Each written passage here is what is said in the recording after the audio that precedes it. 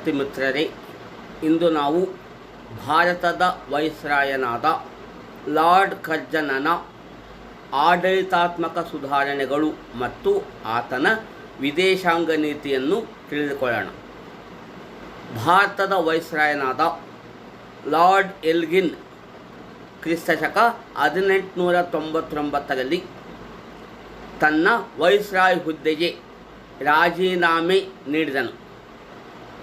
ನಂತರ ಅವನ ಉತ್ತರಾಧಿಕಾರಿಯಾಗಿ ಬಂದವನೇ ಲಾರ್ಡ್ ಕರ್ಜನ್. ಲಾರ್ಡ್ ಕರ್ಜನನು 6 ವರ್ಷಗಳ ಕಾಲ 1899ರಿಂದ 1905ರವರೆಗೆ ಆಳ್ವಿಕೆ ಮಾಡಿದನು. ಈತನು ವೈಸ್ರಾಯನಾಗಿ ಬಂದಾಗ ಅವನ ವಯಸ್ಸು 40. ಲಾರ್ಡ್ ಕರ್ಜನನು 2 ಕನಸುಗಳನ್ನಿಟ್ಟುಕೊಂಡಿದ್ದನು. ಆತನ 2 ಕನಸುಗಳೆಂದರೆ ಇಂಗ್ಲೆಂಡಿನ ಪ್ರಧಾನಮಂತ್ರಿಯಾಗುವುದು ಮತ್ತು ಭಾರತದ ವೈಸ್ರಾಯನಾಗುವುದು. ಲಾರ್ಡ್ ಕರ್ಜನನು 2ನೇ ಆಸೆ ಈಡೇರಿತು. ಇಂಗ್ಲೆಂಡಿನ ಪ್ರಧಾನಮಂತ್ರಿಯಾಗದೇ ಇದ್ದರೂ ಈತನು ಭಾರತದ ವೈಸ್ರಾಯನಾಗಿ ಬಂದನು. ಬ್ರಿಟಿಷ್ ವೈಸ್ರಾಯ್ಗಳಲ್ಲಿ ಇವನೊಬ್ಬ ಶ್ರೇಷ್ಠ ಆಡಳಿತಗಾರ, ಚತುರಮತಿ ಮತ್ತು ಪ್ರಭಾವಶಾಲಿ ವೈಸ್ರಾಯನಾಗಿದ್ದಾನೆ. ಈತನು ಅತ್ಯಂತ ಕ್ಲಿಷ್ಟಕರ ಸನ್ನಿವೇಶದಲ್ಲಿ ಭಾರತದ ವೈಸ್ರಾಯನಾಗಿ ಆಳ್ವಿಕೆ ನಡೆಸಿ ಇಲ್ಲಿ ಅನೇಕ ಸುಧಾರಣೆಗಳನ್ನು ಮಾಡಿದನು. ಈತನು ವೈಸ್ರಾಯನಾಗಿ 6 ವರ್ಷಗಳ ಆಳ್ವಿಕೆಯಲ್ಲಿ ಅನೇಕ ಪ್ರಗತಿಪರ ಸುಧಾರಣೆಗಳನ್ನೇ ಮಾಡಿದನು. ಆದರೆ ಭಾರತೀಯರ ಹಿತಾಸಕ್ತಿಗಳನ್ನು ಕಡೆಗಣಿಸಿ ಸುಧಾರಣೆಗಳನ್ನು ಮಾಡಿದ್ದರಿಂದ ಈತನು ಒಬ್ಬ ಅಪ್ರಿಯ ಆಡಳಿತಗಾರ ಎಂದು ಕರೆಸಿಕೊಂಡನು. ಏಕೆಂದರೆ ಲಾರ್ಡ್ ಕರ್ಜನನು ತನ್ನದೇ ಆದ ಆಳ್ವಿಕೆಯ ಕಾಲದಲ್ಲಿ ಮಹಾನ್ ಸಾಮ್ರಾಜ್ಯವಾದಿಯಾಗಿದ್ದನು. ನಿರಂಕುಶ ಆಡಳಿತಕ್ಕೆ ಭದ್ರ ಬುನಾದಿ ಹಾಕಿದ್ದನು. ಇವನು ಮೂಲತಃವಾಗಿ ಇಂಗ್ಲಿಷರ ಪಕ್ಷಪಾತಿಯಾಗಿದ್ದನು. ಅಂತೆಯೇ ಈತನು ಭಾರತೀಯ ರಾಷ್ಟ್ರೀಯತೆಯ ಚಳುವಳಿಯನ್ನು ಹತ್ತಿಕ್ಕಲು ಅನೇಕ ಕ್ರಮಗಳನ್ನು ಕೈಗೊಂಡನು. ಇಲ್ಲಿ ಲಾರ್ಡ್ ಕರ್ಜನನು ಭಾರತೀಯರಿಗಾಗಿ ಅನೇಕ ಸುಧಾರಣೆಗಳು ಮಾಡಿದ. ಆದರೆ ಈತನ ಕೆಲವು ಸುಧಾರಣೆಗಳು ವಿಶೇಷವಾಗಿ ಬಂಗಾಳ ವಿಭಜನೆ, ಕಲ್ಕತ್ತಾ ಕಾರ್ಪೊರೇಷನ್ ಶಾಸನ, ಜೊತೆಗೆ ಈತನ ಮತ್ತೊಂದು ಇದು ವಿಶ್ವವಿದ್ಯಾಲಯ ಕಾಯ್ದೆ. ಈ ಕಾಯ್ದೆಗಳಿಂದಾಗಿ ಲಾರ್ಡ್ ಕರ್ಜನನು ಭಾರತೀಯರ ವಿರೋಧವಾಗಿದ್ದನು. ಅಂತೆಯೇ ಗೋಪಾಲಕೃಷ್ಣ ಗೋಖಲೆಯವರು ಲಾರ್ಡ್ ಕರ್ಜನನನ್ನು ಬ್ರಿಟಿಷರ ಔರಂಗಜೇಬ್ ಎಂದು ಕರೆದಿದ್ದಾರೆ. ಲಾರ್ಡ್ ಕರ್ಜನನು ತನ್ನ 6 ವರ್ಷಗಳ ಆಳ್ವಿಕೆಯಲ್ಲಿ ಈಗಾಗಲೇ ಭಾರತದಲ್ಲಿ ಬ್ರಿಟಿಷರ ವಿರುದ್ಧ ರಾಷ್ಟ್ರೀಯ ಆಂದೋಲನ ಪ್ರಾರಂಭವಾಗಿತ್ತು. ರಾಷ್ಟ್ರೀಯ ಆಂದೋಲನ ಹತ್ತಿಕ್ಕಲು ಅನೇಕ ಕ್ರಮಗಳನ್ನು ಕೈಗೊಂಡನು. ಇಲ್ಲಿ ಲಾರ್ಡ್ ಕರ್ಜನನ ಆರಂಭಿಕ ಜೀವನ. ಲಾರ್ಡ್ ಕರ್ಜನನು 1859 ಜನವರಿ 11ರಂದು ಇಂಗ್ಲೆಂಡಿನ ಕಡ್ಲೆಸ್ಟನ್ ಎಂಬಲ್ಲಿ ಜನಿಸಿದ. ಈತನ ಪೂರ್ಣ ಹೆಸರು ಜಾರ್ಜ್ ನ್ಯಾಥಾನಿಯಲ್ ಕರ್ಜನ್. ತಂದೆ ಬ್ಯಾರನ್ ಕರ್ಜನ್, ತಾಯಿ ಸೇಸ್ ಡೇಲ್. ಲಾರ್ಡ್ ಕರ್ಜನನು ಈಟನ್, ಬೇಲಿಯೋಲ್, ಆಕ್ಸ್ಫರ್ಡ್ ವಿಶ್ವವಿದ್ಯಾನಿಲಯಗಳಲ್ಲಿ ಉನ್ನತ ಶಿಕ್ಷಣವನ್ನು ಪಡೆದನು. ಈತನು 1880ರಲ್ಲಿ ಆಕ್ಸ್ಫರ್ಡ್ ವಿಶ್ವವಿದ್ಯಾನಿಲಯದ ವಿದ್ಯಾರ್ಥಿ ಸಂಘದ ಅಧ್ಯಕ್ಷನಾಗಿದ್ದನು. ತಾನು ಉನ್ನತ ಶಿಕ್ಷಣವನ್ನು ಪೂರೈಸಿದ ನಂತರ 2 ಬಾರಿ ಪ್ರಪಂಚ ಪ್ರವಾಸವನ್ನು ಕೈಗೊಂಡನು. ಇದರ ಉದ್ದೇಶ ಐತಿಹಾಸಿಕ ಸ್ಥಳಗಳನ್ನು ಸಂದರ್ಶನ ಮಾಡಿದನು.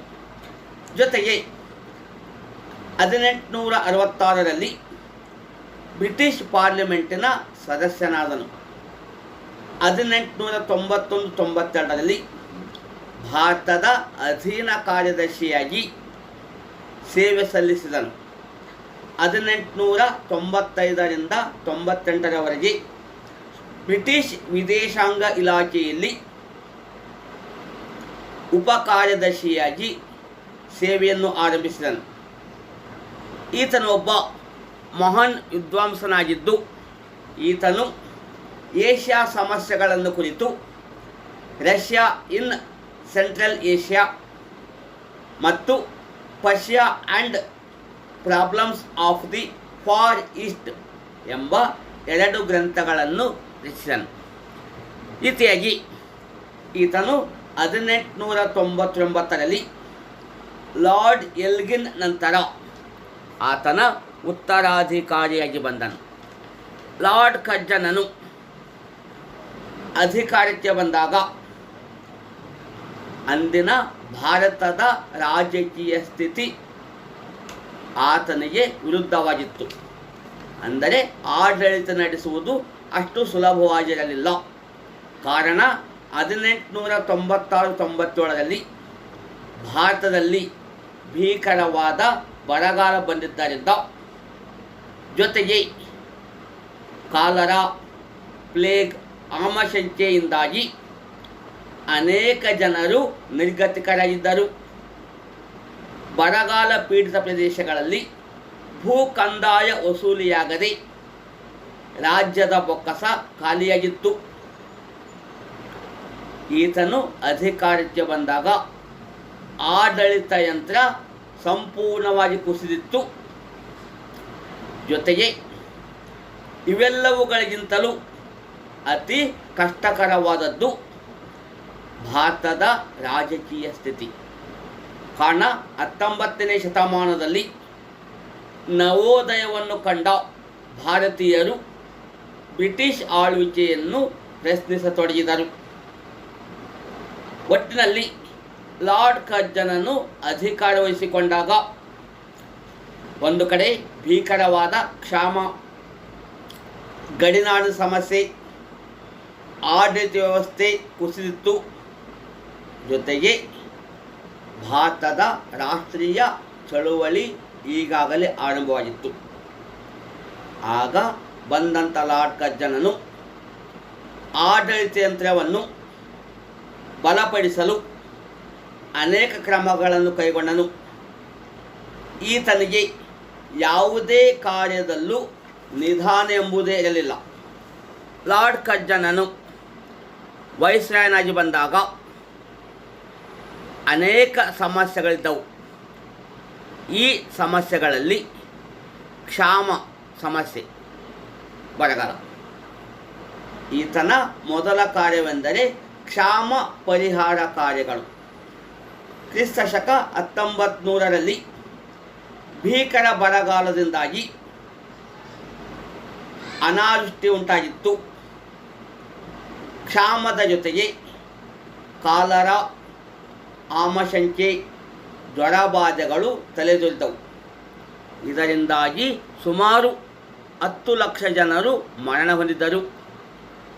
ವಿಶೇಷವಾಗಿ ಮಧ್ಯಪ್ರದೇಶ, ರಾಜಸ್ಥಾನ್, ಗುಜರಾತ್, ಬರೋಡಾ, ಮುಂಬೈ, ಹೈದರಾಬಾದ್ಗಳಲ್ಲಿ ಭೀಕರವಾದ ಕ್ಷಾಮ ಉಂಟಾಗಿತ್ತು. ಇದರಿಂದಾಗಿ ಅನೇಕ ಜನರು ನಿರಾಶ್ರಿತರಾಗಿದ್ದರು.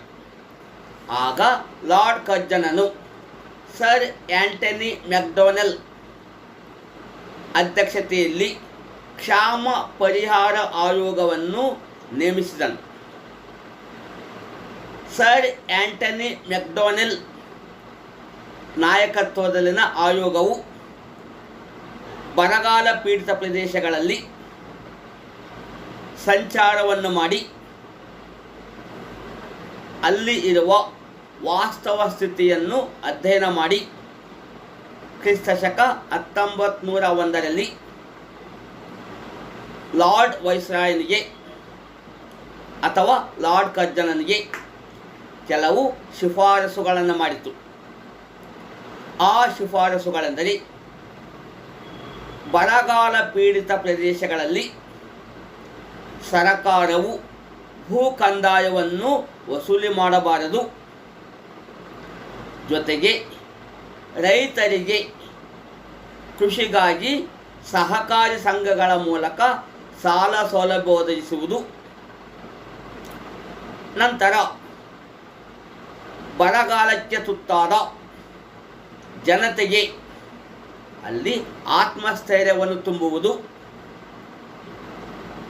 ಬರಪೀಡಿತ ಪ್ರದೇಶಗಳಲ್ಲಿ ಕೇವಲ ಸರಕಾರವು ಮಾತ್ರವಲ್ಲದೆ ಖಾಸಗಿ ಸಂಘ ಸಂಸ್ಥೆಗಳು ಸಹ ಸಹಾಯಧನವನ್ನು ಮಾಡುವುದು, ಕ್ಷಾಮ ಪೀಡಿತ ಪ್ರದೇಶಗಳಲ್ಲಿ ಕಾಮಗಾರಿಗಳ ಮೂಲಕ ಇಲ್ಲಿ ಕೆಲಸ ಕಾರ್ಯಗಳನ್ನು ನಿರ್ವಹಿಸುವುದು. ಈ ರೀತಿಯಾಗಿ ಸರ್ ಆಂಟನಿ ಮ್ಯಾಕ್ಡೊನೆಲ್ ಸಮಿತಿಯು ನೀಡಿದಂಥ ಶಿಫಾರಸುಗಳನ್ನು ಲಾರ್ಡ್ ಕರ್ಜನನು ಅನುಷ್ಠಾನಕ್ಕೆ ತಂದರು. ನಂತರ ಈತನ ಕೃಷಿ ಸುಧಾರಣೆಗಳು. ಲಾರ್ಡ್ ಕರ್ಜನನು ಕೃಷಿ ಅಭಿವೃದ್ಧಿ, ಕಂದಾಯ ಆಡಳಿತ ಮತ್ತು ರೈತರ ಹಿತರಕ್ಷಣೆಯ ಕಡೆಗೆ ಗಮನ ನೀಡಿದನು. ಅಂತೆಯೇ ಕ್ರಿಸ್ತಶಕ 1900ರಲ್ಲಿ ಅಂದರೆ ಪಂಜಾಬ್ ಭೂ ಸ್ವಾಧೀನ ಕಾಯ್ದೆಯನ್ನು ಜಾರಿ ತಂದನು. ಈ ಶಾಸನವು ರೈತರಿಂದ ಜಮೀನ್ದಾರರು ಅಥವಾ ಸಾಲ ಕೊಟ್ಟವರು ಸರಕಾರದ ಅನುಮತಿ ಇಲ್ಲದೆ ಕೃಷಿ ಭೂಮಿಯನ್ನು ವಶಪಡಿಸಿಕೊಳ್ಳುವುದನ್ನು ನಿಲ್ಲಿಸಿತು. ಅಂದರೆ ಪಂಜಾಬ್ ಪ್ರಾಂತದಲ್ಲಿ ಜಮೀನ್ದಾರರು, ಮಾರ್ವಾಡಿಗಳು ರೈತರಿಗೆ ಸಾಲವನ್ನು ನೀಡಿ ಆ ಸಾಲ ಪ್ರತಿಯಾಗಿ ಅವರ ಜಮೀನುಗಳನ್ನು ವಶಪಡಿಸಿಕೊಳ್ತಿದ್ದರು.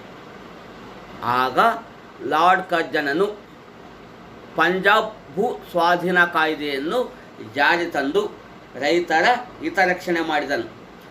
ಅದೇ ರೀತಿಯಾಗಿ ಈತನು ಕೃಷಿಕರ ರಕ್ಷಣೆಗಾಗಿ 1901ರಲ್ಲಿ ಕೃಷಿ ಇನ್ಸ್ಪೆಕ್ಟರ್ ಜನರಲ್ ನೇಮಕ ಮಾಡಿದನು. ಬಂಗಾಳದ ಪೂಸಾ ಎಂಬಲ್ಲಿ ಕೃಷಿ ಸಂಶೋಧನಾ ಸಂಸ್ಥೆ ಅಗ್ರಿಕಲ್ಚರಲ್ ರಿಸರ್ಚ್ ಸೆಂಟರ್ ಸ್ಥಾಪನೆ ಮಾಡಿದನು. ಜೊತೆಗೆ 1904ರಲ್ಲಿ ಈತನು ಸಹಕಾರಿ ಪತ್ತಿನ ಸಂಘ ಕಾಯ್ದೆಯನ್ನು ಜಾರಿ ತಂದನು. ಈ ಶಾಸನದ ಪ್ರಕಾರ ಸಹಕಾರಿ ಸಂಸ್ಥೆಗಳು ರೈತರಿಗೆ ಕಡಿಮೆ ಬಡ್ಡಿ ದರದಲ್ಲಿ ಸಾಲ ಸೌಲಭ್ಯವನ್ನು ಒದಗಿಸುವುದು, ರೈತರು ಭೂ ಕಂದಾಯವನ್ನು ಅನೇಕ ಕಂತುಗಳಲ್ಲಿ ಸಂದಾಯ ಮಾಡಲು ಅವಕಾಶವನ್ನು ನೀಡಿದನು. ಈ ರೀತಿಯಾಗಿ ಲಾರ್ಡ್ ಕರ್ಜನನು ಇಲ್ಲಿ ಕೃಷಿ ರಂಗದಲ್ಲಿ ಅನೇಕ ಬದಲಾವಣೆ ಮಾಡಿದನು. ಜೊತೆಗೆ ಭಾರತದ ಕೃಷಿ ಪದ್ಧತಿಯಲ್ಲಿ ವೈಜ್ಞಾನಿಕ ಪದ್ಧತಿಯನ್ನು ಅಳವಡಿಸಿದನು.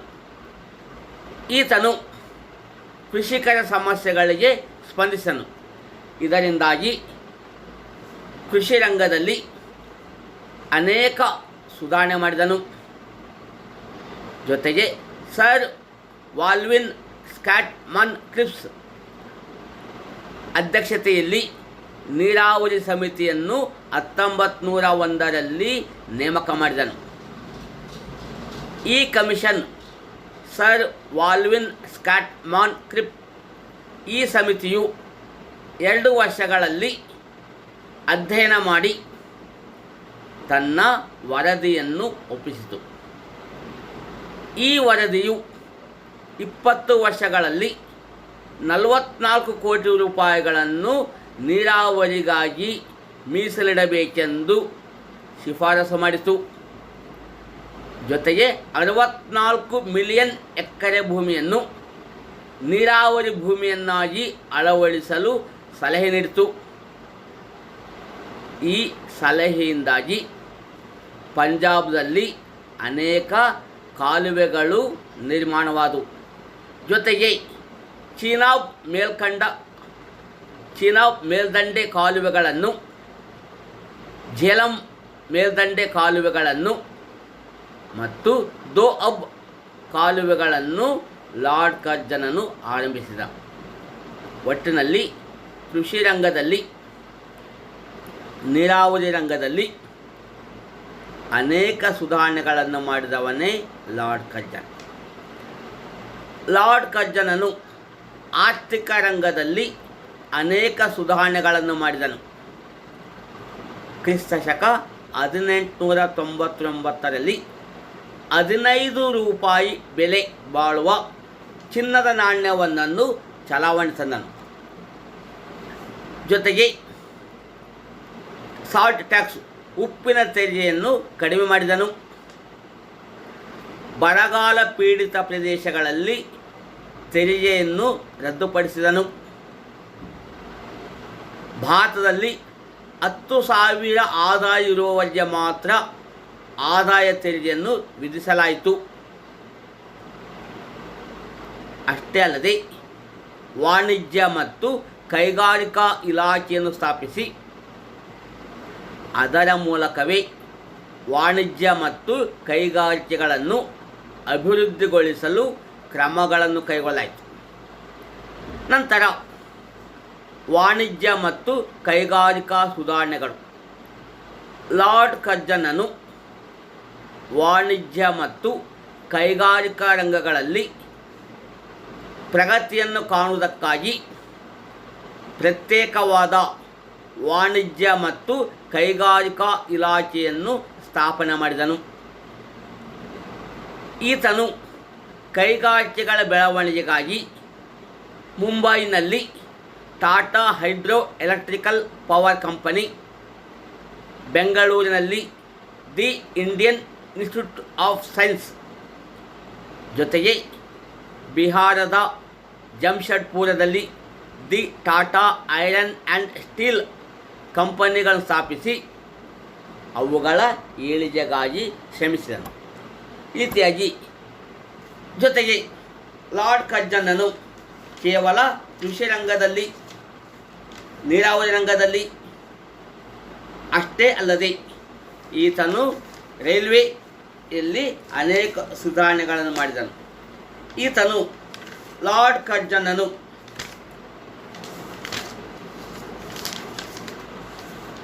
ಅಧಿಕಾರ ವಹಿಸಿಕೊಂಡಾಗ ರೈಲ್ವೆ ಆಡಳಿತದಲ್ಲಿ 2 ಪ್ರಕಾರಗಳಿದ್ದವು. ಕೆಲವು ರೈಲುಗಳು ಕಂಪನಿಯ ಆಡಳಿತದಲ್ಲಿ, ಮತ್ತೆ ಕೆಲವು ಲೋಕೋಪಯೋಗಿ ಇಲಾಖೆಗಳ ಮೂಲಕ ಸರಕಾರದ ಅಧೀನಕ್ಕೆ ಒಳಪಟ್ಟಿತು. ಈ ನ್ಯೂನತೆಯನ್ನು ಸರಿಪಡಿಸಲು ಲಾರ್ಡ್ ಕರ್ಜನನು ಥಾಮಸ್ ರಾಬರ್ಟ್ಸನ್ ಅಧ್ಯಕ್ಷತೆಯಲ್ಲಿ ಕ್ರಿಸ್ತಶಕ 1903ರಲ್ಲಿ ರೈಲ್ವೆ ಕಮಿಷನ್, ರೈಲ್ವೆ ಆಯೋಗವನ್ನು ರಚನೆ ಮಾಡಿದನು. ಥಾಮಸ್ ರಾಬರ್ಟ್ಸನ್ ನಾಯಕತ್ವದಲ್ಲಿನ ರೈಲ್ವೆ ಆಯೋಗವು ಕೆಲವು ಸಲಹೆಗಳನ್ನು ನೀಡಿತು.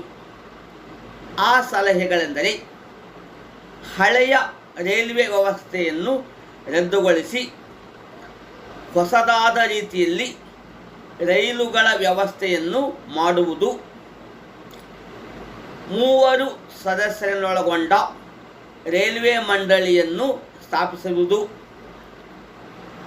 ರೈಲುಗಳನ್ನು ವ್ಯಾವಹಾರಿಕವಾಗಿ ನಡೆಸಿ ಸರಕಾರಕ್ಕೆ ಆದಾಯ ಬರುವಂತೆ ನೋಡಿಕೊಳ್ಳುವುದು, ರೈಲ್ವೆ ಮಾರ್ಗಗಳ ನಿರ್ಮಾಣ ಕಾರ್ಯವನ್ನು ಸರಕಾರದ ಮೇಲ್ವಿಚಾರಣೆಯಲ್ಲಿ ನಡೆಸಬೇಕು.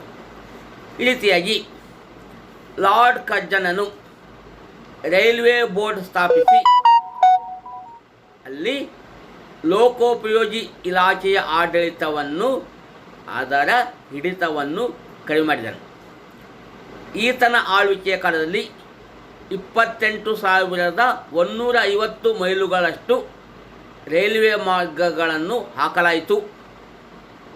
3,167 ಮೈಲು ರೈಲ್ವೆ ಮಾರ್ಗವು ಈತನ ಕಾಲದಲ್ಲಿ ನಿರ್ಮಾಣ ಹಂತದಲ್ಲಿದ್ದವು. ಲಾರ್ಡ್ ಕರ್ಜನನು ಕೇವಲ ರೈಲ್ವೆ ರಂಗದಲ್ಲಿ ಅಷ್ಟೇ ಅಲ್ಲದೆ ಪೊಲೀಸ್ ಇಲಾಖೆಯಲ್ಲೂ ಸಹ ಅನೇಕ ಸುಧಾರಣೆಗಳನ್ನು ಮಾಡಿದನು. ಈತನು ಲಾರ್ಡ್ ಕರ್ಜನನು ಬ್ರಿಟಿಷ್ ಪೊಲೀಸ್ ವ್ಯವಸ್ಥೆಯನ್ನು ಆರಂಭಿಸಲು ಭಾರತದಲ್ಲಿ ಇರುವಂತಹ ಪೊಲೀಸ್ ವ್ಯವಸ್ಥೆಯ ಲೋಪದೋಷಗಳನ್ನು ತಿಳಿದುಕೊಂಡನು. ಅಂತೆಯೇ ಲಾರ್ಡ್ ಕರ್ಜನನು ಪ್ರತಿ ಪ್ರಾಂತದಲ್ಲಿ ಪೊಲೀಸ್ ಆಡಳಿತದ ನ್ಯೂನತೆಗಳನ್ನು ತಿಳಿಯಲು ಸರ್ ಆಂಡ್ರೂ ಫ್ರೇಜರ್ ಅಧ್ಯಕ್ಷತೆಯಲ್ಲಿ ಪೊಲೀಸ್ ಕಮಿಷನ್ ಎಂಬ ಸಮಿತಿಯನ್ನು ನೇಮಿಸಿದನು. ಈ ಸಮಿತಿಯು ಎಲ್ಲ ವಿಷಯಗಳನ್ನು ಕೂಲಂಕುಷವಾಗಿ ಪರಿಶೀಲಿಸಿ ನಂತರ ತನ್ನ ವರದಿಯನ್ನು ಸಲ್ಲಿಸಿತು.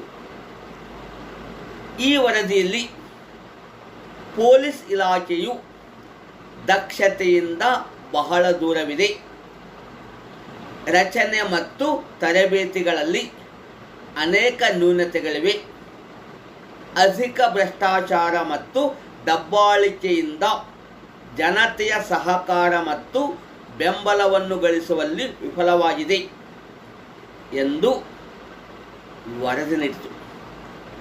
ಜೊತೆಗೆ ಕೆಲವು ಸಲಹೆಗಳನ್ನು ಅಳವಡಿಸಿಕೊಳ್ಳುವಂತೆ ಶಿಫಾರಸು ಮಾಡಿತು.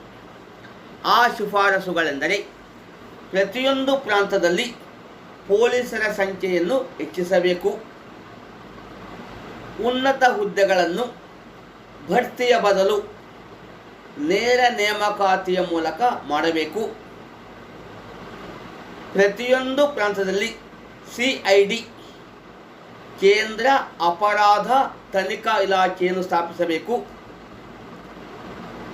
ಪೊಲೀಸರ ಕಾರ್ಯದಕ್ಷತೆ ಹೆಚ್ಚಿಸಲು ಅವರ ಸಂಬಳವನ್ನು ಹೆಚ್ಚಿಸಬೇಕು, ಜೊತೆಗೆ ಪೊಲೀಸರಿಗೆ ತರಬೇತಿ ಶಾಲೆಗಳನ್ನು ತೆರೆಯಬೇಕು. ಲಾರ್ಡ್ ಕರ್ಜನನು ಸುಶಿಕ್ಷಿತ ಭಾರತೀಯರನ್ನು ಪೊಲೀಸ್ ವಿಭಾಗದಲ್ಲಿ ಸೇರಿಸಿಕೊಳ್ಳುವ ಉದ್ದೇಶದಲ್ಲಿ DYSP ಹುದ್ದೆಯನ್ನು ಸೃಷ್ಟಿಸಲು ಸೂಚನೆ ನೀಡಿದ. ಇದರಿಂದಾಗಿ ಕೇಂದ್ರದ ನಿರ್ದೇಶಕನ ನೇತೃತ್ವದಲ್ಲಿ ಈ ವಿಭಾಗವು ಕಾರ್ಯನಿರ್ವಹಿಸಿತು. ಕರ್ಜನನು ಈ ಆಯೋಗ ಕೊಟ್ಟಂತಹ ಶಿಫಾರಸುಗಳನ್ನು ಅಥವಾ ಸರ್ ಆಂಡ್ರೂ ಫ್ರೇಜರ್ ಕೊಟ್ಟಂಥ ಸಲಹೆಗಳನ್ನು ಅನುಷ್ಠಾನ ತಂದ. ಈ ರೀತಿಯಾಗಿ ಲಾರ್ಡ್ ಕರ್ಜನನು ಕೇವಲ ಪೊಲೀಸ್ ರಂಗದಲ್ಲಿ ಅಷ್ಟೇ ಅಲ್ಲದೆ ಸೈನಿಕ ರಂಗದಲ್ಲೂ ಸಹ ಕೆಲವು ಸುಧಾರಣೆಗಳು ಮಾಡಿದನು. ಲಾರ್ಡ್ ಕರ್ಜನನು ಶಕ್ತಿಶಾಲಿ ಸೈನಿಕರನ್ನೊಳಗೊಂಡ ಸುಭದ್ರ ಸೈನ್ಯವನ್ನು ನಿರ್ಮಿಸಲು ತೀರ್ಮಾನ ಮಾಡಿದನು. ಅಂತೆಯೇ ಭಾರತೀಯ ಸೈನ್ಯವನ್ನು 2 ಭಾಗಗಳಾಗಿ ವಿಂಗಡಿಸಿ ಒಂದನ್ನು ಉತ್ತರದ ಮುರೆ ಎಂಬಲ್ಲಿ, ಇನ್ನೊಂದು ದಕ್ಷಿಣದ ಪುಣೆಯಲ್ಲಿ ಸ್ಥಾಪಿಸಿದನು. ಪ್ರತಿ ವಿಭಾಗದಲ್ಲಿ 3 ಬ್ರಿಗೇಡ್ಗಳಿದ್ದು ಅವುಗಳಲ್ಲಿ 2 ದೇಶೀಯ ಬೆಟಾಲಿಯನ್, 1 ಬ್ರಿಟಿಷ್ ಬೆಟಾಲಿಯನ್ ಇತ್ತು. ಇಲ್ಲಿ ಸೈನಿಕರಿಗಾಗಿ ಕ್ವೆಟ್ಟಾದ ಬಳಿ ತರಬೇತಿ ಶಾಲೆಯನ್ನು ಆರಂಭಿಸಿದನು. ಜೊತೆಗೆ ಲಾರ್ಡ್ ಕರ್ಜನನು ಭಾರತೀಯ ಸೇನೆಯ ಮುಖಂಡನನ್ನಾಗಿ ಲಾರ್ಡ್ ಚಿಚನನನ್ನು ನೇಮಕ ಮಾಡಿದನು. ಇಲ್ಲಿ 1902-4 ಭಾರತದ ಸೈನ್ಯದಲ್ಲಿ ಪಂಜಾಬಿಗಳು ಮತ್ತು ಗೂರ್ಖಾ ಜನಾಂಗದವರನ್ನು ನೇಮಕ ಮಾಡಿಕೊಳ್ಳಾಯಿತು. ರೈಲ್ವೆ ನಿಲ್ದಾಣಗಳ ಹತ್ತಿರ ಸೈನಿಕ ವ್ಯವಸ್ಥೆಯನ್ನು ಮಾಡಿದನು. ದೇಶೀಯ ಸೈನಿಕರಿಗೆ ಮತ್ತು ಸೇನಾಧಿಕಾರಿಗಳಿಗೆ ಅವರ ವೇತನವನ್ನು ಹೆಚ್ಚಿಸಿ ಆಧುನಿಕ ರೀತಿಯ ಶಸ್ತ್ರಾಸ್ತ್ರಗಳನ್ನು ಒದಗಿಸಿದನು.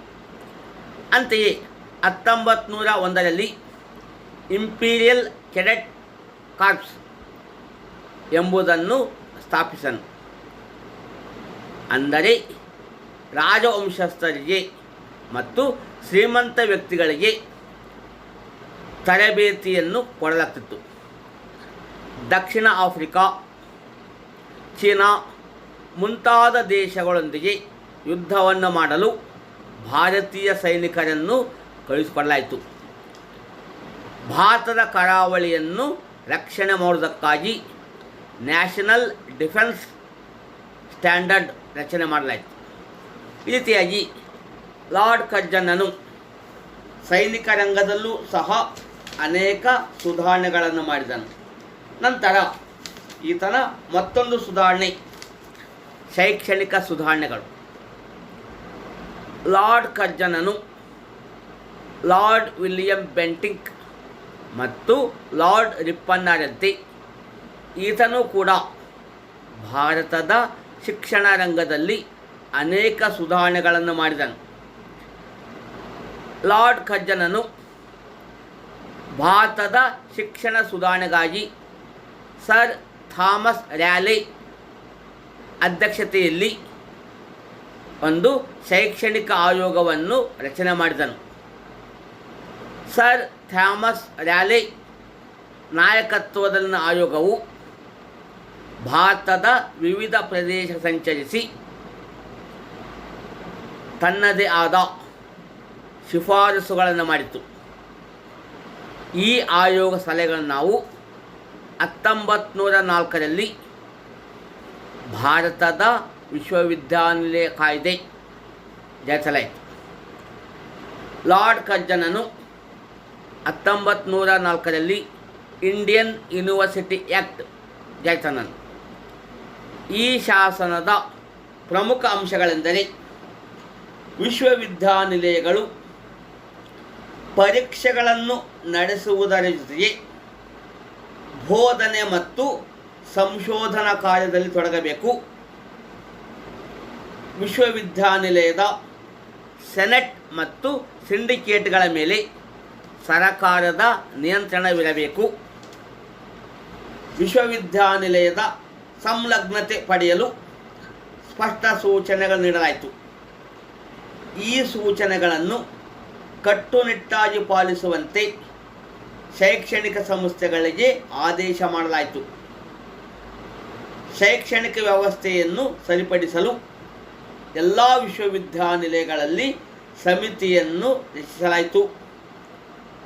ಎಲ್ಲ ಪ್ರಾಂತಗಳ ಶಿಕ್ಷಣ ನೋಡಿಕೊಳ್ಳಲು ಭಾರತಕ್ಕೆ ಒಬ್ಬ ಡೈರೆಕ್ಟರ್ ಜನರಲ್ ಆಫ್ ಎಜುಕೇಷನ್ ಇರತಕ್ಕದ್ದು.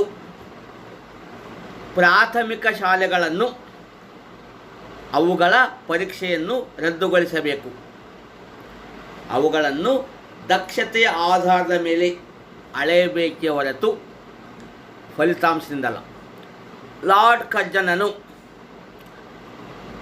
ಅನೇಕ ಶೈಕ್ಷಣಿಕ ರಂಗದಲ್ಲಿ ಸುಧಾರಣೆ ಮಾಡಿದ. ಆದರೆ ಲಾರ್ಡ್ ಕರ್ಜನನು ಇಂಡಿಯನ್ ಯೂನಿವರ್ಸಿಟಿ ಆ್ಯಕ್ಟ್ ಪ್ರಕಾರ ಇಡೀ ವಿಶ್ವವಿದ್ಯಾನಿಲಯದ ಸಂಪೂರ್ಣ ಹೊಣೆಗಾರಿಕೆಯನ್ನು ಸರಕಾರದ ನಿಯಂತ್ರಣದಲ್ಲಾಯಿತು. ಸೆನೆಟ್ ಮತ್ತು ಸಿಂಡಿಕೇಟ್ಗಿರ್ತಕ್ಕಂಥ ಸದಸ್ಯರನ್ನು ಸರಕಾರವೇ ನಾಮಕರಣಗೊಳ್ಳಲಾಗ್ತದೆ, ಅಲ್ಲಿ ನಾಮಕರಣ ಮಾಡಲಾಗ್ತಿತ್ತು. ಇದರಿಂದಾಗಿ ಫಿರೋಜ್ ಶಾ ಮೆಹ್ತಾ, ಗೋಪಾಲಕೃಷ್ಣ ಗೋಖಲೆ ಅನೇಕ ಭಾರತೀಯರು 1904 ಇಂಡಿಯನ್ ಯೂನಿವರ್ಸಿಟಿ ಆ್ಯಕ್ಟನ್ನು ಟೀಚೆ ಮಾಡಿದರು, ಒಪ್ಪಿಕೊಳ್ಳಲಿಲ್ಲ. ಇತಿಯಾಗಿ ಲಾರ್ಡ್ ಕರ್ಜನನು ಆತನ ಮತ್ತೊಂದು ಸುಧಾರಣೆ ಎಂದರೆ ಕಲ್ಕತ್ತಾ ಕಾರ್ಪೊರೇಷನ್ ಶಾಸನ 1900 ಕ್ರಿಸ್ತಶಕ 1900ರಲ್ಲಿ ಲಾರ್ಡ್ ಕರ್ಜನನು ಕಲ್ಕತ್ತಾ ಕಾರ್ಪೊರೇಷನ್ ಶಾಸನವನ್ನು ಜಾರಿಗೆ ತಂದನು. ಈ ಶಾಸನವು ಕಲ್ಕತ್ತಾ ಕಾರ್ಪೊರೇಷನ್ ಚುನಾಯಿತ ಸದಸ್ಯ ಸಂಖ್ಯೆಯನ್ನು 75ರಿಂದ 50ಕ್ಕೆ ಇಳಿಸಲಾಯಿತು. ಇದರಿಂದಾಗಿ ಸರಕಾರದಿಂದ ನಾಮಕರಣಗೊಂಡ ಸದಸ್ಯರ ಸಂಖ್ಯೆ ಹೆಚ್ಚಾಗಿ ಕಲ್ಕತ್ತಾ ಕಾರ್ಪೊರೇಷನ್ ಚೇರ್ಮನ್ನನು ನಾಮಕರಣಗೊಂಡ ವ್ಯಕ್ತಿಯಾಗಿದ್ದನು. ಇದರಿಂದಾಗಿ ಲಾರ್ಡ್ ಕರ್ಜನನು ಕಲ್ಕತ್ತಾ ಕಾರ್ಪೊರೇಷನ್ ಸ್ವರೂಪವನ್ನೇ ಬದಲಾಯಿಸಲು ತನ್ನದೇ ಆದ ಶಾಸನವನ್ನು ಜಾರಿಗೆ ತಂದನು. ಕಾರ್ಪೊರೇಷನ್ ಸದಸ್ಯರು ಆರೋಗ್ಯ ಮತ್ತು ಸ್ವಚ್ಛತೆ ಸಮಸ್ಯೆಯನ್ನು ಬಗೆಹರಿಸಲು ವಿಫಲರಾಗಿದ್ದಾರೆಂದು ಅವರ ಮೇಲೆ ಆಪಾದನೆ ಹೊರಿಸಲಾಯಿತು. ಸ್ಥಳೀಯ ಸಂಸ್ಥೆಗಳು ವಿಫಲತೆ ಹೊಂದಿದ್ದಾವೆ. ಇದಕ್ಕೆ ಕಾರಣ ಚುನಾಯಿತ ಸದಸ್ಯರುಗಳು. ಅಂತೆಯೇ ಲಾರ್ಡ್ ಕರ್ಜನನು ಅಧಿಕಾರೇತರ ಸದಸ್ಯ ಸಂಖ್ಯೆಯನ್ನು ಕಡಿಮೆ ಮಾಡಲಿಲ್ಲ. ಆದರೆ ಕಲ್ಕತ್ತಾ ಕಾರ್ಪೊರೇಷನ್ ಮೇಲೆ ಅಲ್ಲಿ ಸದಸ್ಯರನ್ನು ನೇಮಕ ಮಾಡಿದನು. ಇದರಿಂದಾಗಿ ಕಲ್ಕತ್ತಾ ಕಾರ್ಪೊರೇಷನ್ನಲ್ಲಿ ಬ್ರಿಟಿಷರ ಸದಸ್ಯರು ಅಧಿಕವಾಗಿದ್ದರು. ಇದರಿಂದಾಗಿ 1900ರಲ್ಲಿ Calcutta corporation act Anglo Indian ಮನೆಯಾಯಿತು. ಕರ್ಜನನು ಲಾರ್ಡ್ ರಿಪ್ಪನ್ನನ ನೀತಿಯನ್ನು ಸಂಪೂರ್ಣವಾಗಿ ಬದಲಾಯಿಸಿದನು. ಇದರಿಂದ ಸ್ಥಳೀಯ ಜನತೆಗೆ ಒಂದು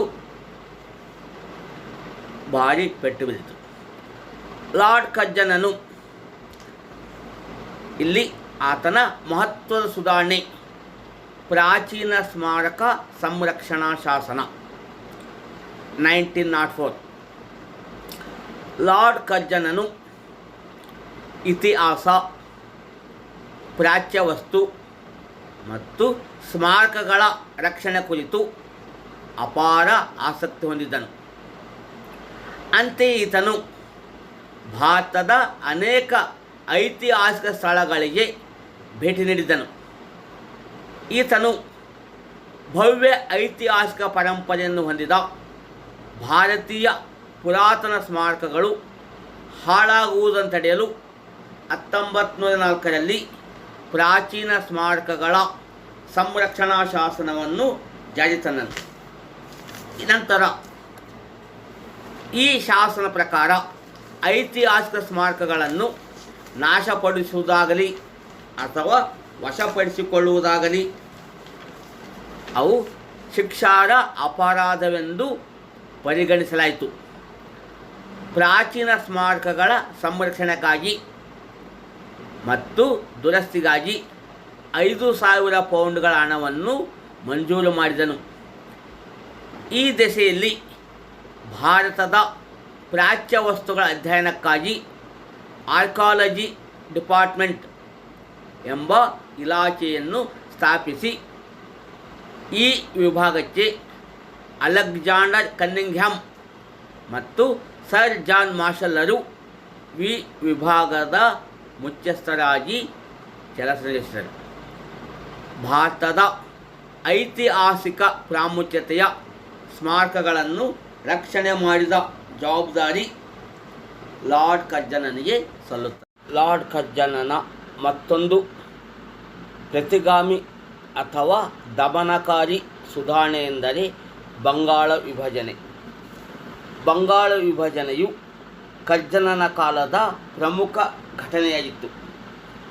ಬಂಗಾಳವು 1,91,000 ಚದುರ ಕಿಲೋಮೀಟರ್ ವಿಸ್ತಾರ ಮತ್ತು 78 ದಶಲಕ್ಷ ಜನಸಂಖ್ಯೆಯನ್ನು ಹೊಂದಿದ್ದು, ಒಬ್ಬ ಲೆಫ್ಟಿನೆಂಟ್ ಗವರ್ನರನು ಬಂಗಾಳದ ಆಡಳಿತವನ್ನು ನೋಡಿಕೊಂಡು ಹೋಗುವುದು ಕಷ್ಟವಾಗಿತ್ತು.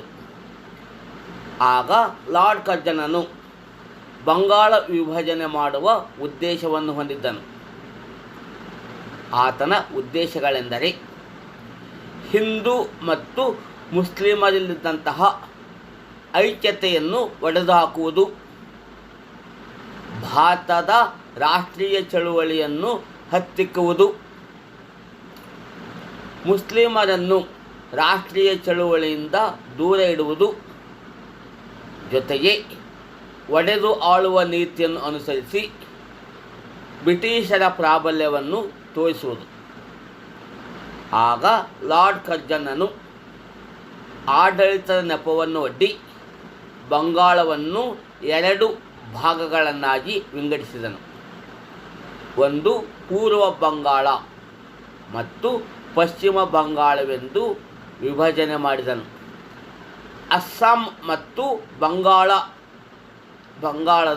15 ಜಿಲ್ಲೆಗಳನ್ನೊಳಗೊಂಡ ಪ್ರದೇಶಗಳನ್ನು ಪೂರ್ವ ಬಂಗಾಳವನ್ನಾಗಿ ಮಾಡಿ ಢಾಕಾವನ್ನು ಅದರ ರಾಜಧಾನಿಯನ್ನಾಗಿ ಮಾಡಿದನು.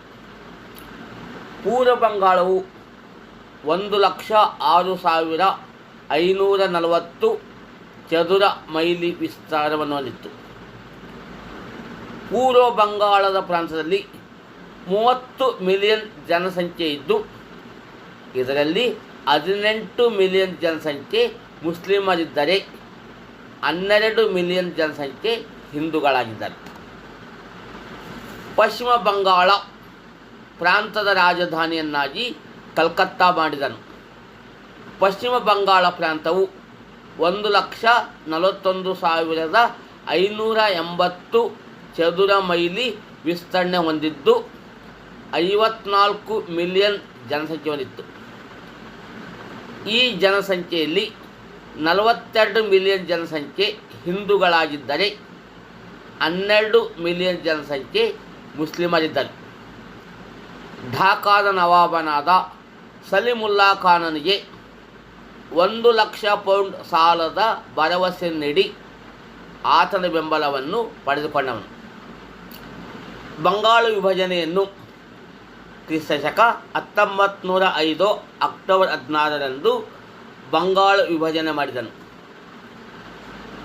ಆಗ ಲಾರ್ಡ್ ಕರ್ಜನನು ಕೈಗೊಂಡ ಬಂಗಾಳ ವಿಭಜನೆಯು ದೇಶದ ಎಲ್ಲ ಕಡೆಗೆ ಬಲವಾದ ಪ್ರತಿಭಟನೆ ನಡೆಯಿತು. ಬಂಗಾಳ ವಿಭಜನೆಯನ್ನು ಬಂಗಾಳಿಯರು ವಿರೋಧಿಸಿದರು. ಹಿಂದೂ ಮುಸ್ಲಿಮರು ಒಂದುಗೂಡಿ ಬ್ರಿಟಿಷರ ವಿರುದ್ಧ ಪ್ರತಿಭಟನೆ ಆರಂಭಿಸಿದರು. ಇದರ ವಿರುದ್ಧ ಚಳುವಳಿ ನಡೆಸಲಾಯಿತು. ಈ ಚಳುವಳಿಯಲ್ಲಿ ನ್ಯಾಯಾಧೀಶರು, ವಕೀಲರು, ಶಿಕ್ಷಕರು, ಕಾರ್ಮಿಕರು, ವಿದ್ಯಾರ್ಥಿಗಳು, ಸ್ತ್ರೀಯರು ಇನ್ನೂ ಮುಂತಾದವರು ಪಾಲ್ಗೊಂಡಿದ್ದರು. ಈ ಬಂಗಾಳ ವಿಭಜನೆಯ ವಿರುದ್ಧ ಭಾಗವಹಿಸಿದ ಹಿಂದೂ ಮುಸ್ಲಿಮರು ಪರಸ್ಪರ ಒಂದುಗೂಡಿ ಪರಸ್ಪರರಿಗೆ ರಾಖಿಗಳನ್ನು ಕಟ್ಟಿಸಿ ಈ ಚಳುವಳಿಗೆ ಬೆಂಬಲ ಕೊಟ್ಟರು. ಚಳುವಳಿಗಾರರು ಗಂಗಾ ನದಿಯಲ್ಲಿ ಮುಳುಗಿ ವಂದೇ ಮಾತರಂ ಎಂದು ಘೋಷಣೆ ಕೂಗುತ್ತಾ ಬೀದಿಗಿಳಿದರು. ರವೀಂದ್ರನಾಥ ಠಾಗೋರ್, ಸುರೇಂದ್ರನಾಥ ಬ್ಯಾನರ್ಜಿ, ಬಿಪಿನ್ ಚಂದ್ರ ಪಾಲ್, ಅರವಿಂದ ಘೋಷ್, ಗೋಖಲೆ ಮುಂತಾದ ಭಾರತೀಯ ನಾಯಕರು ಚಳುವಳಿಯಲ್ಲಿ ಪಾಲ್ಗೊಂಡು ಅದನ್ನು ಮುಂದುವರಿಸಿಕೊಂಡು ಹೋದರು. ಈ ಚಳುವಳಿಯು ಮುಂದೆ ವಿದೇಶಿ ವಸ್ತುಗಳ ಬಹಿಷ್ಕಾರ ನಡೆಯಿತು. ಇಲ್ಲಿ ವಿದೇಶಿ ಬಹಿಷ್ಕಾರದಿಂದಾಗಿ ಅನೇಕ ವಿದೇಶಿ ವಸ್ತುಗಳನ್ನು ಸುಟ್ಟು ಹಾಕಿದ್ದಾರೆ. ಈ ಚಳುವಳಿಯೇ ವಂಗಭಂಗ ಚಳುವಳಿ ಎಂದು ಪ್ರಸಿದ್ಧಿಯಾಗಿದೆ. ವಿದೇಶಿ ಚಳುವಳಿಯು ವಿದೇಶಿ ವಸ್ತುಗಳ ಬಹಿಷ್ಕಾರವು ಇದು ಮುಂದೆ ಸ್ವದೇಶಿ ಚಳುವಳಿಯಾಗಿ ಮಾರ್ಪಾಟುಗೊಂಡು ಭಾರತದ ಸ್ವಾತಂತ್ರ್ಯ ಚಳುವಳಿಯಲ್ಲಿ ಇನ್ನೂ ಮತ್ತಷ್ಟು ಚಳುವಳಿಯು ತೀವ್ರವಾಗಲು ಕಾರಣವಾಯಿತು. ಜೊತೆಗೆ ಅಕ್ಟೋಬರ್ 16, 1905 ಬಂಗಾಳ ವಿಭಜನೆ ವಿರುದ್ಧ ರಾಷ್ಟ್ರೀಯ ಹರತಾಳ ದಿನವನ್ನಾಗಿ ಆಚರಿಸಲಾಯಿತು. ಭಾರತೀಯ ನಾಯಕರು ಈ ಚಳುವಳಿಯಲ್ಲಿ ಅನೇಕರು ಭಾಗವಹಿಸಿದರು. ಇದರಿಂದಾಗಿ ಸುರೇಂದ್ರನಾಥ ಬ್ಯಾನರ್ಜಿಯವರ ನಾಯಕತ್ವದಲ್ಲಿ ವಂಗಭಂಗ ಚಳುವಳಿ ಆರಂಭವಾಯಿತು. ಇದು ಮುಂದೆ ಜನತಾ ಆಂದೋಲನವಾಗಿ ಮಾರ್ಪಟ್ಟಿತು. ಕೊನೆಗೆ ಕ್ರಿಸ್ತಶಕ 1911ರಲ್ಲಿ ಭಾರತದ ವೈಸ್ರಾಯನಾದ ಲಾರ್ಡ್ ಹಾರ್ಡಿಂಜ್ ಕಾಲದಲ್ಲಿ ಬಂಗಾಳ ವಿಭಜನೆಯನ್ನು ರದ್ದುಗೊಳಿಸಲಾಯಿತು. ನಂತರ ಈತನ ವಿದೇಶಾಂಗ ನೀತಿ. ಲಾರ್ಡ್ ಕರ್ಜನನ ವಿದೇಶಾಂಗ ನೀತಿ ಮೂಲತಃವಾಗಿ ಈತನು ಸಾಮ್ರಾಜ್ಯ ವಿಸ್ತರಣಾ ನೀತಿಯಲ್ಲಿ ನಂಬಿಕೆ ಇಟ್ಟಿದ್ದು,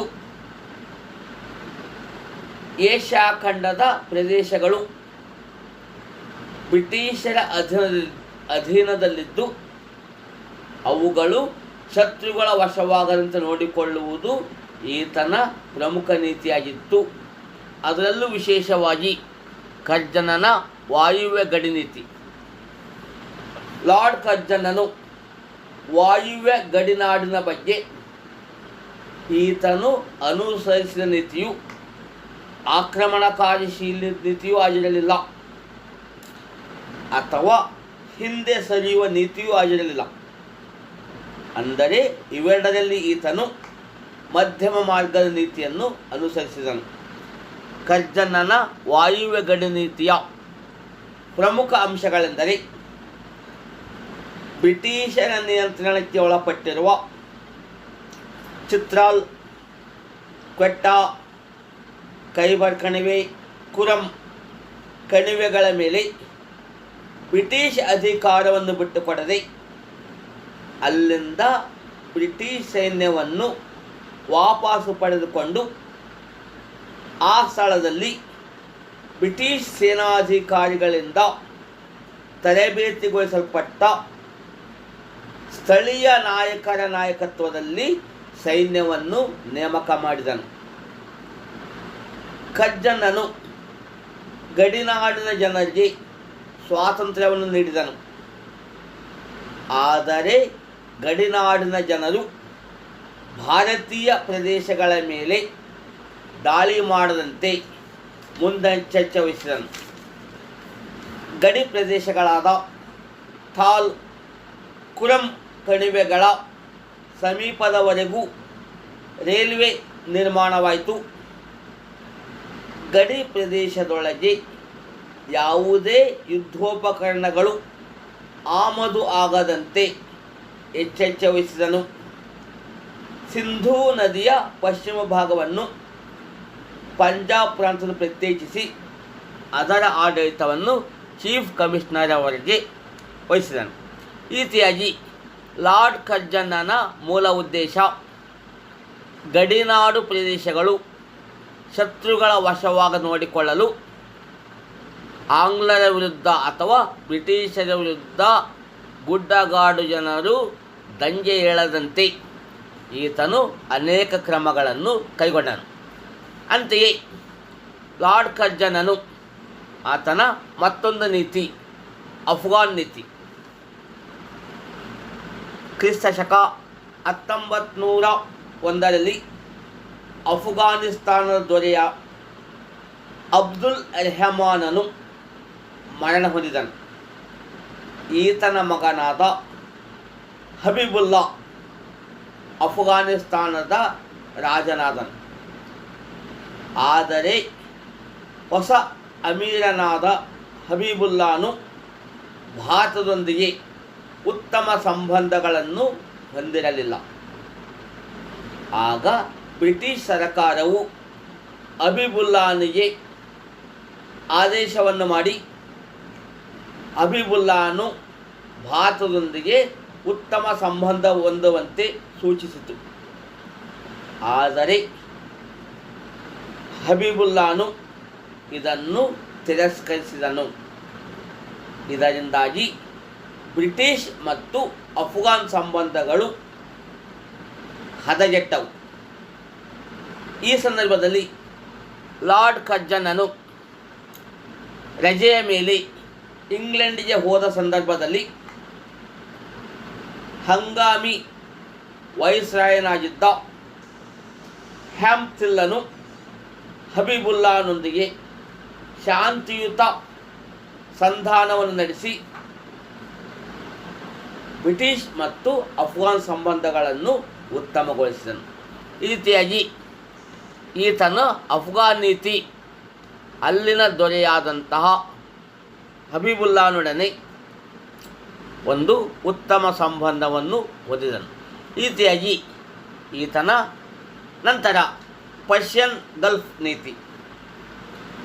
ಪರ್ಷಿಯನ್ ಕೊಲ್ಲಿಯಲ್ಲಿ ಬ್ರಿಟಿಷ್ ಪ್ರಾಬಲ್ಯವನ್ನು ಅಂತ್ಯಗೊಳಿಸಲು ರಷ್ಯಾ, ಫ್ರಾನ್ಸ್, ಜರ್ಮನಿ ಮತ್ತು ಟರ್ಕಿ ದೇಶಗಳು ಪ್ರಯತ್ನಿಸುತ್ತಿದ್ದವು. ಆಗ ಲಾರ್ಡ್ ಕರ್ಜನನು 1898ರಲ್ಲಿ ಓಮನ್ ಸುಲ್ತಾನನು ಫ್ರೆಂಚರಿಗೆ ಮಸ್ಕತ್ ಸಮೀಪ ಕಲ್ಲಿದ್ದಲು ಕೇಂದ್ರವನ್ನು ಸ್ಥಾಪಿಸಲು ಮತ್ತು ಕೋಟೆಯನ್ನು ಕಟ್ಟಿಕೊಳ್ಳಲು ಅನುಮತಿ ನೀಡಿದನು.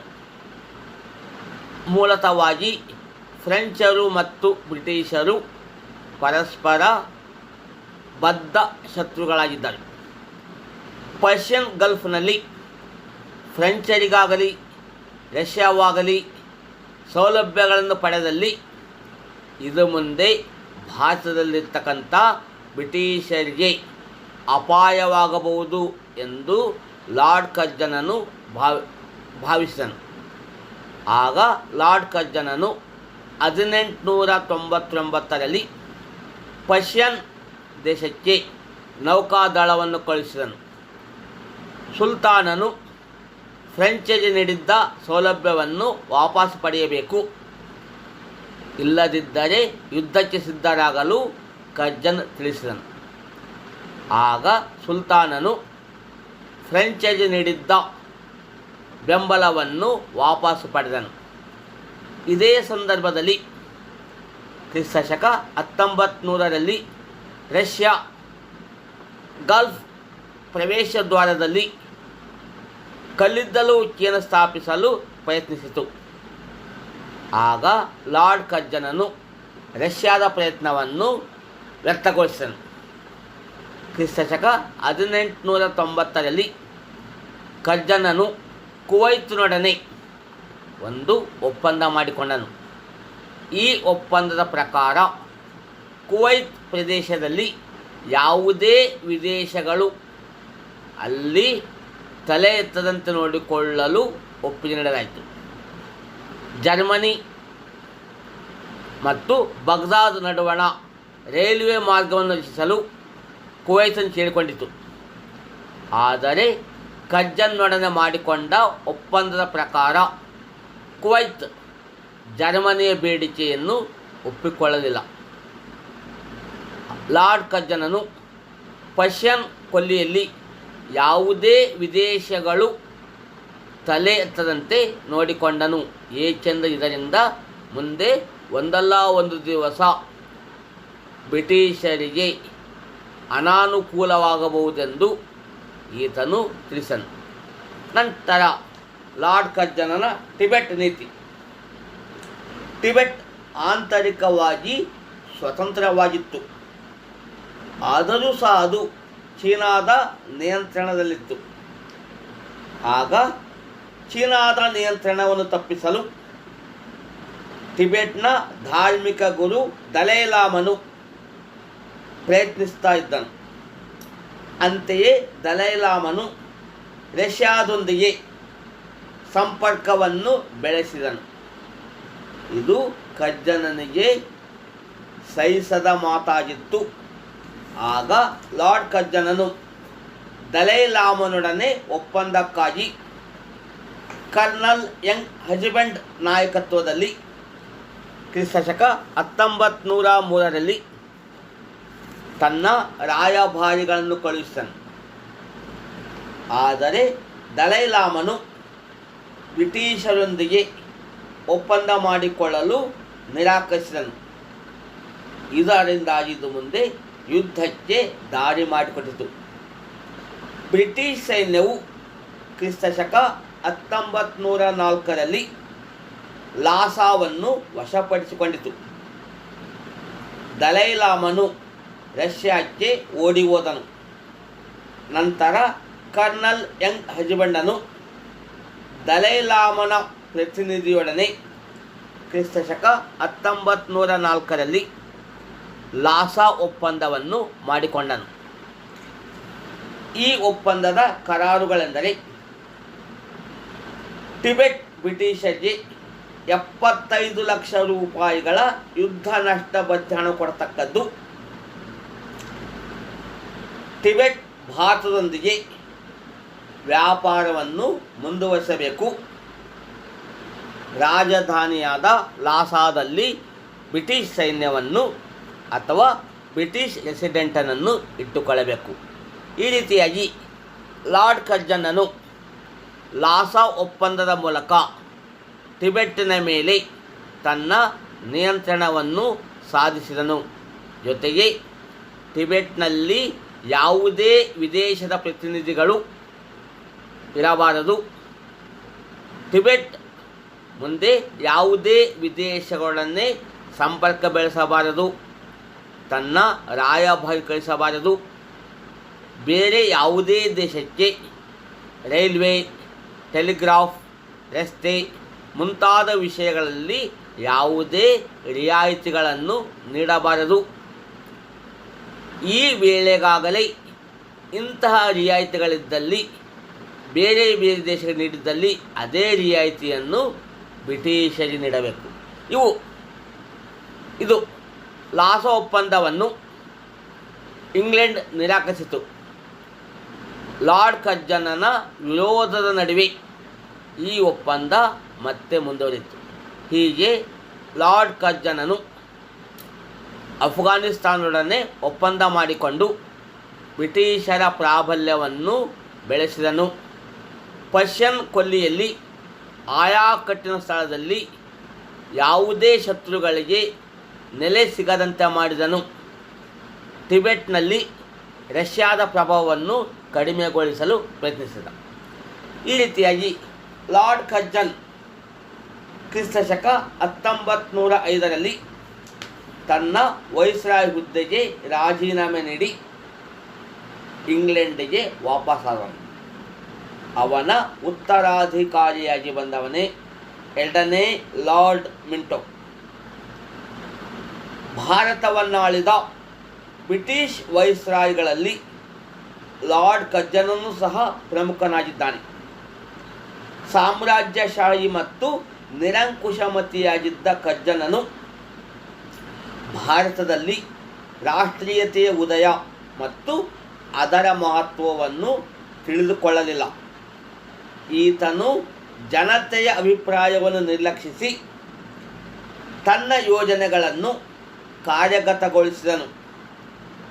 ಈತನ ಉತ್ತಮ ಸುಧಾರಣೆಗಳೆಂದರೆ ಕ್ಷಾಮ ಪರಿಹಾರ ಕಾರ್ಯಗಳು, ಪ್ರಾಚೀನ ಸ್ಮಾರಕ ಸಂರಕ್ಷಣಾ ಶಾಸನ. ಆದರೆ ಈತನ ಅಪ್ರಿಯ ಯೋಜನೆಗಳೆಂದರೆ ಶೈಕ್ಷಣಿಕ ಸುಧಾರಣೆಗಳು, ಕಲ್ಕತ್ತಾ ಕಾರ್ಪೊರೇಷನ್ ಶಾಸನ ಮತ್ತು ಬಂಗಾಳ ವಿಭಜನೆಯ ಕ್ರಮಗಳು ಭಾರತೀಯರಲ್ಲಿ ಅಸಮಾಧಾನವನ್ನು ಹುಟ್ಟಿ ಆಕ್ರೋಶ ಹುಟ್ಟಿಕೊಳ್ಳಲು ಕಾರಣವಾಯಿತು. ಲಾರ್ಡ್ ಕರ್ಜನ್ ದೃಷ್ಟಿಯಲ್ಲಿ ಭಾರತವನ್ನು ಆಳುವುದು ಬ್ರಿಟಿಷರಿಗೆ ದೇವರು ನೀಡಿದ ಕರ್ತವ್ಯವೆಂದು ತಿಳಿದನು. ಭಾರತೀಯರಿಗೆ ಏನೇ ಸೌಲಭ್ಯ ನೀಡಿದರೂ ಅದು ದೇವರ ವಿರುದ್ಧವಾದುದೆಂದು ಹೇಳಿದನು. ಜೊತೆಗೆ ಲಾರ್ಡ್ ಕರ್ಜನ್ ಉತ್ತಮ ಆಡಳಿತಗಾರ, ಆದರೆ ಯಶಸ್ವಿ ರಾಜಕಾರಣಿಯಾಗಿರಲಿಲ್ಲ.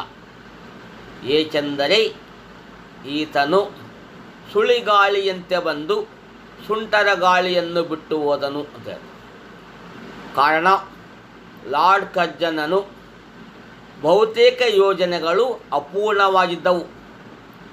ಅವುಗಳೆಂದರೆ ಇಂಡಿಯನ್ ಯೂನಿವರ್ಸಿಟಿ ಆ್ಯಕ್ಟ್, ಬಂಗಾಳ ವಿಭಜನೆ, ಟಿಬೆಟ್ ನೀತಿ. ಅನೇಕವು ಭಾರತೀಯರಿಗೆ ಅಪ್ರಿಯವಾಗಿದ್ದವು.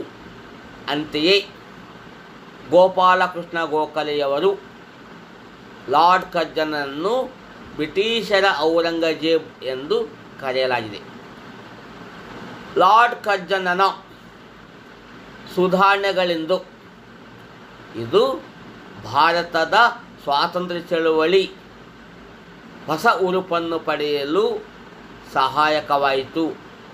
ಈ ರೀತಿಯಾಗಿ ಲಾರ್ಡ್ ಕರ್ಜನ್ ಆಳ್ವಿಕೆಯ ಕಾಲವು ಮಹತ್ವದ ಕಾಲವಾಗಿದೆ.